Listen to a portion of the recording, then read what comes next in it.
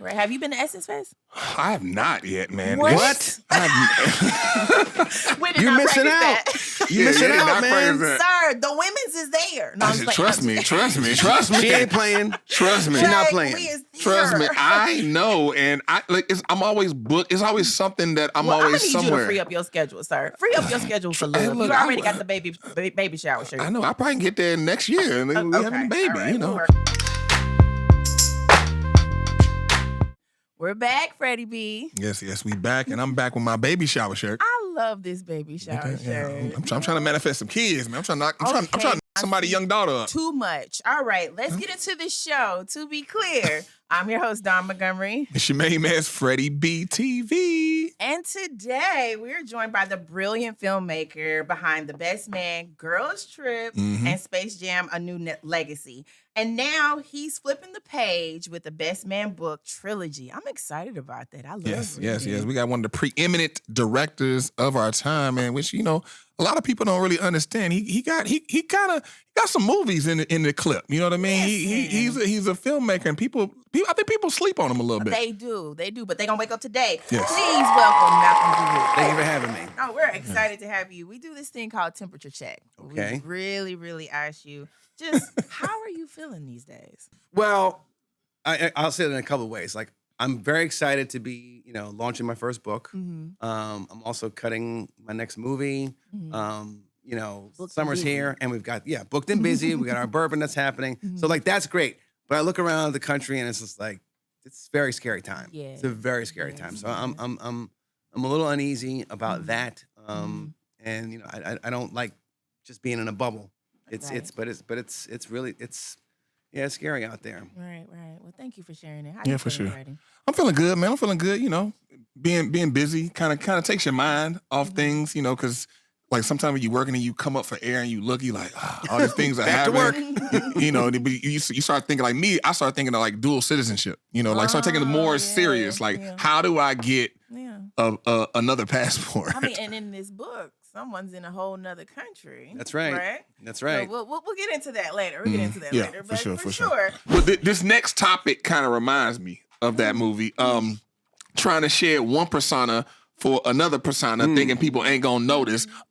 Target at the Essence Fest. Yeah. So 2025. I think the biggest thing about this is I want to point out that in regards to Target being at Essence Fest, we do know like they're locked in. This is happening pretty soon.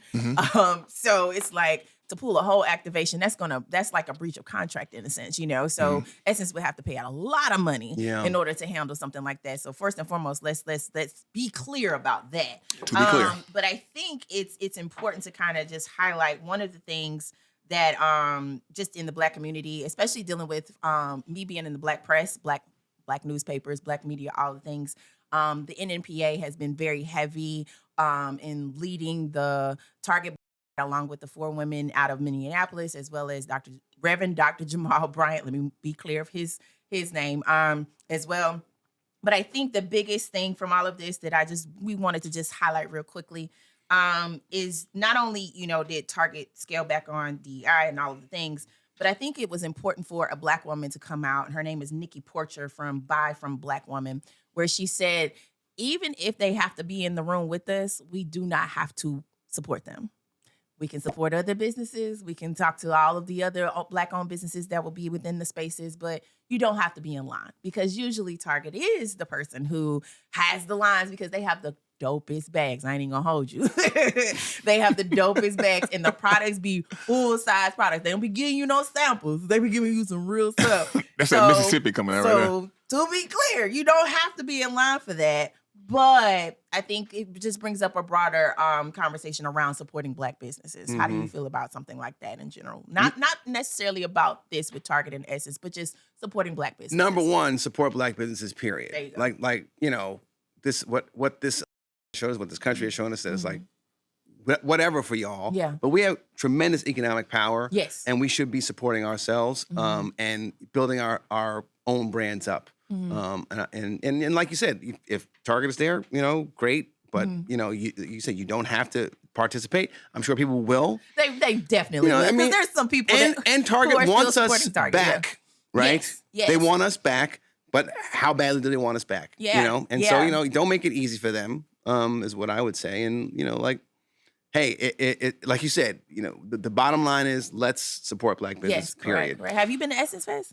I have not yet, man. What? We did You not missing practice out. that. You missing yeah, out, not man. practice Sir, the women's is there. No, I'm just playing. Trust me. She ain't playing. Trust me. She not Like, playing. we is there. Trust me, I know, and I'm always booked. It's always something that I'm Well, I'm always gonna need somewhere. you to free up your schedule, sir. Free up your schedule for Hey, love. look, You already I- got the baby shower shirt. I know. I probably can get there next year, and then we having a baby. All right, You know, we'll work on but that. no. But so I have a question though. I have Okay, a, you go know, ahead. I guess devil's advocate or whatever. Oh, here we go. I have a question. So with Target being there and people not going, because what I understand, a boycott is hitting somebody in the pockets, right? That's right. That's the only way to get people to and it's listen. not right. It's not spending money with them. If you're at Essence Festival, you're taking the free things to get the products to then buy the products somewhere else. Wouldn't that be a better approach? I mean, I see where you're coming from, but I think the biggest thing is how we can hit them at Essence is them not seeing us physically support them, like physically walking up to the booth, physically being in line to get whatever it is. Aren't right? they seeing that with the loss of income? Well, they are, but also it's like, okay, you're in our spaces now. Like you actively chose to be in our space. So now Right. we have to show you, we see you, but we don't support you. Right. And that's where, you know, what he's saying to just be honest with you, there's gonna be people that's gonna walk up there and get that free stuff. Cause like I said, it's full size products, right? But outside of that, if you have any type of like, you know, just feeling about this whole not only just all the things, it's like you have to like just walk on by. Like I feel like we're gonna see a lot of content coming from like people actually either showing the lines or the lack of lines or how they chose not to go see Target or whatever, or picking out other Black owned brands that they're actually gonna support. And I'm excited about that because at the end of the day, Essence Fest is super important to our community. And I agree. I love what Essence is doing. It's grown, it's so amazing. And they are actually doing more for the city of New Orleans and people there. So I love that more than anything. Yeah. And so, quick question: how was it like navigating Essence Fest shooting a movie? Ooh. Very tough. Very tough. You know, it's a huge challenge to shoot in a live event. You know, you want to create your space, and then like you've got recognizable people in Regina, Jada Pinkett Smith, Queen Latifah, and Tiffany Haddish wasn't as known at the time, but you know, it was really, really difficult. And we shot. That was the first part of our production schedule, was shooting there for like the first 4 days of the shoot. So Okay. everything had to be geared towards getting that right, and then shoot the rest of the movie. Yeah, well, one thing about it, you didn't have to fake the people. No. Because You didn't pay for no extras. we gonna show up. A few. period. But I mean, no, but it's great production value when you get to shoot it at a live event like this, and we would not be able to get repeat that anyplace else. So Yeah. sure, I love for sure. that. I love that. But yeah, so if you don't know, we're talking about Girls Trip. But this next topic kind of reminds me of Girls Trip a little bit. You know, having to go through hell and high water when you're facing personal demons and, you know, fight to rediscover the bond in the relationship. I'm talking about the NBA draft. Sir, that NBA has draft. nothing to do with the NBA draft, but let's roll with it. Okay. I disagree. Okay. Here we go. The 2025 NBA draft wrapped last week. And before we get into all the facts, you know me. I be on Twitter. Oh God! And I'm gonna call it Twitter. Wait, real It is quick, not Malcolm. So this girl in Twitter or AKX, she be getting into daily fights. Daily fights. No, I don't. Don't do that. I just stand up for myself. That is it. And I'm always right. Anyway, okay. What woman isn't? I love that. Yes. Yes, dear. You have been. I love that. Yes. I love that. You been married for how long? 25 years. Oh, he Okay. understands it. He gets it. He has a master's, PhD, all of that. I Okay, get it. so somebody basically said this on Twitter, and they said these dudes don't even cry no more when they get drafted. Oh, God. And somebody responded that all their dads were in the NBA and they grew up with pools. So basically, it's kind of like talking about relationships, like how, you know, majority of the athletes, you know, date another race. I'm just gonna say that. And then just beyond the fact of not getting it in the mud. And I don't think that that's fair to say because we don't know what those families had to sacrifice to do what they are doing nowadays. And it looks different, just like how dating looks different now. I think in how we're raising our kids, it looks pretty much different because AAU costs. travel ball, all these leagues, various leagues cost.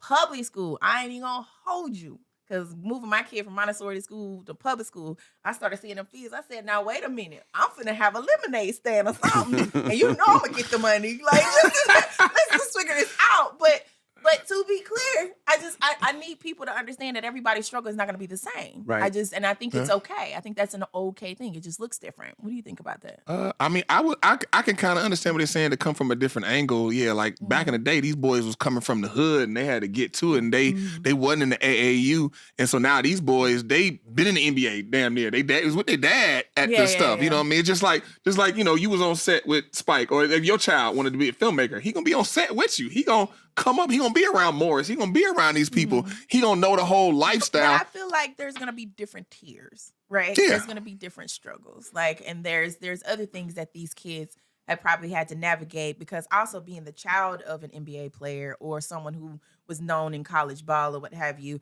that's a different limelight to kind of live under. I mean, right? it's definitely a different struggle, but with that struggle, your approach and what comes out of that struggle is going to be different than, you know, like I said, like a kid who has no clue of what a set looks like, but wants to be a filmmaker. Right. He gets on set and say, for instance, you got a filmmaker symposium and this kid gets to do a film and he has a great idea. He just never been on set. And he does a great idea, and the next thing you know, it blows up. He at Sundance getting an offer. His reaction gonna be different than a kid who, like, if your kid been on set, because he gonna know how to move, gonna know how to talk, know how to work the room. The raw kid, you gonna be like, look, hey boy, hey, look, stop. Hey, shh. But does that make sense? How many of the NBA draft picks were, you know, sons of NBA players? That wasn't a ton, right? It wasn't a ton, but I think the overall conversation was just like, we're not seeing these boys cry. Oh, but come on, the brother who from Sudan, from Duke, he cried. He cried a river. And then there was someone else who cried, just dealing with having a lack of electricity and things like that, and playing all the things. So it's like, I just think the conversations around people's struggles, like, we shouldn't just be watching it just to see, okay, who got it out of the mud? Like, that's what I'm gonna root for. Another brother that went to Georgetown, my alma mater, Thomas Sorber, you know, he cried, you know, and his family is from, I want to say, not Sudan, Ethiopia, I can't remember. But, you know, like, and what's the obsession with people wanting to see people cry? And I mean, that's kind of weird. The broader you know. thing for me, because I don't think I want to see that. Like, I do want you to be excited and be emotional and give a little tear here and there, but I don't think I want to see somebody snotty nose. Oh my God, I gotta give a shout out to my mom. Like, it's like, no, I don't. But you know what? You know what I think it is. I think it kind of relates to the conversation. I heard somebody had this conversation about the All-Star game, like why the All-Star game sucks now. And like people start saying, and the injuries as well. Like people start saying, like, these kids, they got money and they not competitive. They don't want to like win every game. Now the All-Star game is terrible. When I remember I went to Jordan's last All-Star game. That game, like Kobe, like Jordan hit the game-winning shot. Phillips Arena went nuts. Kobe came down, was like, no. He was trying to score, and Jermaine O'Neal fouled him. He went to the free throw line. I ain't never heard somebody get booed so loud. People are booing. Did not care. Kobe could not care less. But now Kobe dad was in the NBA, which is ironic. But a lot of them boys, a lot of them boys, they came from Jordan. They came from the gutter, and they got that dog in them. Like a lot of these boys, they want the deals, they want the money. So I think some people are going to that. Well, area. I just feel like I have to put this out there before we move on. You know, I don't like Duke. That's fair. Mind you, You don't like the Brotherhood? Colors. I don't like Duke.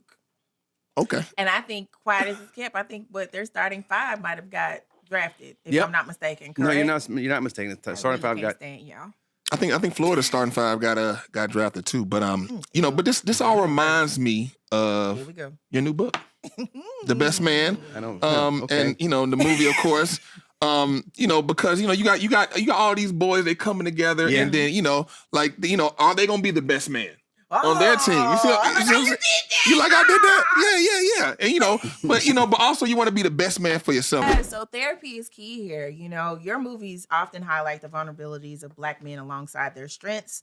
How do you use your stories to make it easier for Black men to discuss mental health and emotional challenges? That's interesting. I mean, I think, you know, when I first wrote the original Best Man, it was for Black men. You know, I wanted to show Black men how we truly are. You know, at least how I felt we truly were. You know, to that date, there weren't that many great depictions of, or full depictions of educated black men in particular. Correct. There was the hood brother, and then like if the brother was educated, he was like a sellout, and speaking the king's English, and it's like like he'd forgotten his ethnicity, and that didn't ring true to me. And so it's interesting because in having to do that with these 4 black men who were very different but all good friends, it was interesting to see like people really wanted those depictions of themselves. Number one. And number 2, what's interesting is when there's a scene in The First Best Man where Harper, has told Robin what has happened with Jordan and everything else, and Lance and Mia and and Robin's like, all right, take care of it. I'm leaving. She leaves, and he's like, I need you. Yes. Right? Uh-huh. He screams this out. I need you. Yeah. And there were a lot of people in the audience who were like, oh, sucker, right? Yeah. And so like, right, but that's the point. But years later, with Best Man Holiday, when Harper's crying about I'm keeping it inside that I do need money, I do need help from my friends. People did not do that at all. Like I think there's growth in the audience, seeing the vulnerability of black men, and so like that's a beautiful thing. And like I just want to bring humanity of black people in everything that I do. That's the main thing. Also, too, is like the growth in the character because by now there is a safe space between the brothers, the brotherhood, right? To where Quentin can ask him, like, hey, what do you need some money? Like, and it's like, okay, and by the way, I can let that down. I can say I do. They're all friends anyway. They were friends back then, right? Yes. Like when Harper's giving a Best Man speech and, breaking down, Quentin puts his hand on him, it's like, those are the things that are like, they've always been a tight-knit group. And so I've always wanted to display the humanity of black people in general and normalize black life in America. I think that's beautiful too, considering, like you said, we don't see that a whole lot. We are now realizing that there are various conversations happening within the podcast space that are very positive along that line of seeing more black men taking accountability as well as showing up for each other. We talk about that consistently. So how do you feel about the difference in your generation and maybe like looking at Freddie's generation of men and how they're dealing with things? How much younger are you than me? I think, because I'm 40. Oh, okay. 42. I mean, we're not that much of a generation different. But I mean, I don't know. I mean, like, I think like... Malcolm looking at me like, don't play me. I know I'm old, but look good, though. Hey, if I wasn't married, let me tell you something. My name Malcolm D. Lee, baby. I got movies, girl. I mean, I got movies. I can't stand you. The Space Jam. Have you heard of it, young lady? I don't know. I would say like it's a great evolution of the men in my generation weren't really like expressive with themselves. Certainly their fathers weren't. Not to it was be a man, stand up yourself, don't cry, da da da da. I think that there's value in that in expressing one's emotions, and particularly I know we talk about mental health a lot and black men's mental health. Having a safe space to like express oneself, I think is important. Yeah, that's you hit on something that I think I said last conversation about men creating space for their friends. And that's very important because like like you mentioned in the movie, like Quentin, he come in Terrence Howard's character going to Tay Diggs' character like, hey, look, I believe it. He can kind of have a sense. And then he having that sense, he creating that space like, yo, if you need something, like, talk to me. You need some bread, talk to me, and not getting away from what you were saying about man up, like, something like that. But it's also, he also going to tease him. He's going to mess with him and say, okay, I'll give you the money, but you just got to call me daddy. You know what I mean? So it's always like that joking around and that ribbing each other and giving each other a hard time. But that's also an expression of love. I think also too, by the time we saw the series, right? It's like when everything really hits the fan, like, with Robin leaving and all of the things, the brothers showed up for him. Yeah. And it was very quiet in how they did it. Like they physically showed up and it was loud, but it was like, we don't even have to say nothing or talk. That's right. We brought food, we brought the cards, we brought, we pulling up chairs to the table, everybody's sitting at the table and everybody's just there. And I think that was a beautiful thing. That Bourbon. too. Yeah, go on. Sorry. I mean, let's on, get drink. into it.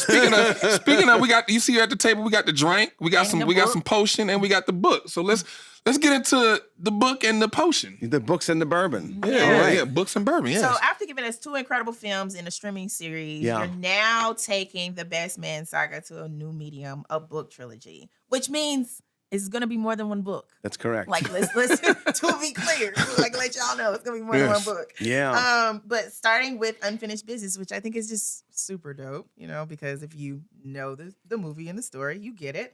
But how did that feel working in this space now? Because you've been doing the films, you've been doing TV.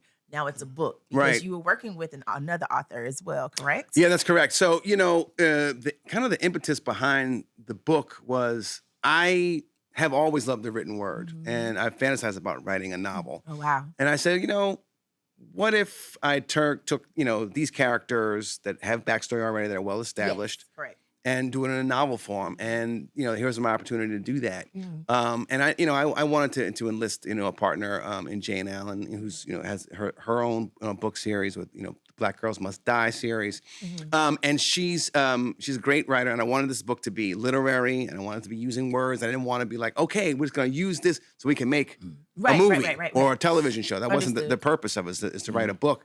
And I thought there was more story to tell. I didn't think there was more story to tell. Oh, child. We done created all kind of the stories. All you got to do is just have somebody put in the keyword best man on Twitter, and we got your stories there. But go ahead. Yeah, no, the fans wanted more. Yes, we did. I just said, I think we're done. And I think mainly it was because it's incredibly difficult to mount a television show or a movie, to get the budget that you want, to get the actors all together, to get approval of the story that you're going to tell from the network and the studio. And I was just like, you know what? I can write it in a novel form. Yeah. And I think it's, open up a different avenue for me, number one. Number two, I think it's just, I don't want to say it's better storytelling, but it's fuller storytelling. It is because for a lot of us, we want more backstory on certain characters. We want, even for Jordan. Now, that's my girl. But I want to know how she became so, hustle, grind mode. I'm doing this, I'm doing that. All the things. And I think, when you get to write a book, you get to expand it a little more. That's right. To kind of then touch on, okay, this is a memory she has from growing up or in high school or college, all of the things. And I think that that's the beauty of writing. Yeah, no, 100%. I mean, we not only do we get backstory and get inside these characters' heads, we also get to use all 5 senses. And not only just sight and sound, but we get to, we get to feel things, we get to taste things. Oh my God, the book clubs are going to enjoy this. I think they will. I think they will. I mean, again, I think they're going to picture these folks very vividly. And, and also with a book, what it allows you to do is go to different places that your production is going to be very limited by. This movie, this book takes place in 4 different cities and 2 different continents. Wow. And so, you could not do that in a feature or a television show without a lot of money or a good amount of money. Right. Yeah, that's one thing I wanted to ask you in your filmmaking and, TV show and making all these different films that you've made. Because you remind me kind of another one of my favorite directors, Danny Boyle.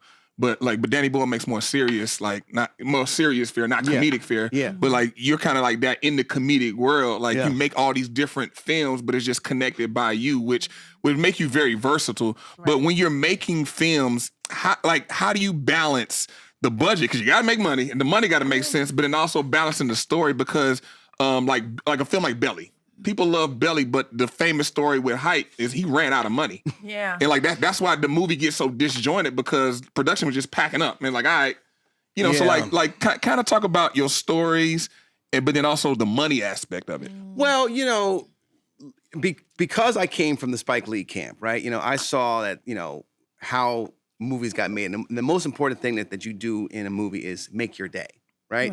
If we're supposed to be shooting 4 pages and we're shooting in 2 different locations, you got to get that done. Right. You can't wait for actors to be ready. You can't wait for, you have to very much plan what you're doing. So the budget is there for a reason, right? You got 45 days to shoot this movie and you better shoot in those 45 days. Now, do you need an extra day here or there? Maybe.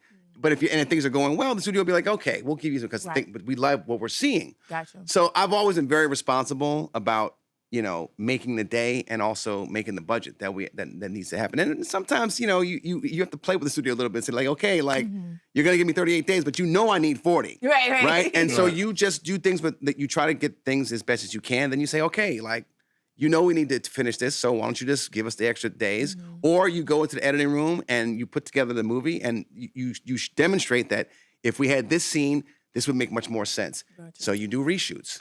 Right. But you gotta like be responsible. Yeah. So how does that translate into making the book? It doesn't really, because it's like, here's the thing. Like I don't have to worry about a budget at all. Gotcha. And I don't have to worry about, like trying to satisfy anybody. You don't have to be trying to make movies. You could just write the book and then we see what we can go from there. Maybe. No? To the creatives? You were looking at the camera. Oh, I see. No, I know. I figured as much. I want to know who was it. But no, I agree with you. Like, you have to. A lot of people want to get away from, because, video is king right yes. now, right? And people want to make films. People want to do TV shows. But a lot of times, if we can get you to write something, like put something out there that will attract that audience, because Quiet as It's Kept, you started with the film to get the audience. Since 1999 to now. Yeah. Like, and we want this too. Like, you get what I'm saying? Yeah, so it's sure. kind of like to be able to do that and flip it, right? With the book. Like, Wait to Exhale. Perfect example. Yeah. To this day, if everybody could do that movie and we could get an update, I would want it. You sure. get what I'm saying? But also that started with the book. Yeah. So, no, and by the way, that book was a very big impetus for writing The Best Man. Not just the book, but the movie as well, which I felt like black men weren't fairly portrayed in that movie. I understand that was her experience, or that was it was centered around women, right? And their experience with the black men. And I was just like, I think give us something. I needed to do something. I need to give us something. And so that's what I did. I love that. Yeah, so a movie coming with this book, I feel like. Not too much. Anyway, so I can't say that it will. All I can do is concentrate on the book that's coming out today, okay, July 1st. And we have 2 more books to write after this. And then we can see, if Universal Television wants to back up the Brinks truck, or Universal Studio does. I feel like it's a whole Best Man cinematic universe you creating right here. Maybe, but again, that wasn't the purpose of writing this book. It was to see, try my hand at it, and then see what this journey would be like. I love that. So just in general, just for longtime fans of everything around The Best Man, what would you like for them to take away from Unfinished Business? Well, I think it's a continuation of these characters. It's, again, more growth, more humanity. There's a lot of battle of the sexes, and there'll be a lot of debates about, who was right, who was wrong in the events of this book. And there's going to be a cliffhanger at the end here. I'm sorry. I'm not. I can't. Yes, you can. Yes, you can. Yes, you can. Brock told you can. You absolutely can. And, it really wasn't the intention, but that's what I want to say about no, seriously, because this book covers this perspectives of Harper, Robin, and Jordan, right? I'm trying to get this hoodie on. And so each chapter is dedicated to their POV. Gotcha. I was going to do the same thing in the books 2 and 3 with Lance, Quentin, the rest of the group. Gotcha. But what happened was, we were writing the book, and then it just so happens that the story and the characters dictated where it was going to go. Yeah. And so it was like, okay, let's move on. I'm so excited. Their stories are going to continue into the next 2 books. And we're going to open the perspectives of the other characters as well. Well, I'm excited because this looks like this is my copy. I don't know. Well, you got to make sure you sign it. But before we get out of here, you got the bourbon, the books and bourbon. Let's talk about the sauce. Don't forget about Sable Bourbon. Sable Bourbon is a collaboration between myself, Taye Diggs, Harold Perrineau, and Morris Chestnut. Right? At the end of Best Man final chapters, Harold was like, "Hey, we drink a lot of spirits, brown spirits in the show. Why don't we make our own bourbon?" And I was like, "Oh, yeah, why not?" So we approached Bespoken Spirits, told them what we wanted to do, and everything from the juice itself to the labeling, to the bottle, to the design, to the font was all our idea. Sweet. And it was like, and we did not disagree on anything. We were like, "Okay, it's got to be this. Oh yeah, that makes sense." And so it was no argument, and we launched last August, and we're going around the country, and that's alignment right there. What's the distribution like? It's been very good, very robust. Online at first now, and then we've been going to different cities. We've been in Chicago, Texas. We've been in Florida, DC. I ain't heard Atlanta yet. California. I think Georgia's coming. I think Georgia has. Wait a minute, have we gone to Georgia yet? I'm not sure. I don't know, but somebody need to let me know. Yeah, but there's a lot of different. But you can still order it online. I be drinking. You're gonna like this. Yeah, you're gonna like this. You got to order it online if you're in a state that doesn't have it. But we're coming to all the states. Sweet. Well, first and foremost, before we let you get out of here, I have this thing where I love it when we have guests on the show. Mm-hmm. And usually I have a personal connection to said guest, but my personal connection to you would be the Best Man movie itself. Okay. So I just want to say thank you very, very much for even thinking about men in that space and for allowing like women like me who be wanting to know the shit y'all be going through. Yeah. Like I'm nosy getting the tea. Like that kind of motivated me to kind of look at men a little bit differently. Oh, that's like, just a little bit. Like just a little bit. Because I'm still working on it. I have my thoughts. I'm still working on it. But in general, I just think it's a beautiful thing that you have done for us in this space. And I just want to make sure I physically give you your flowers.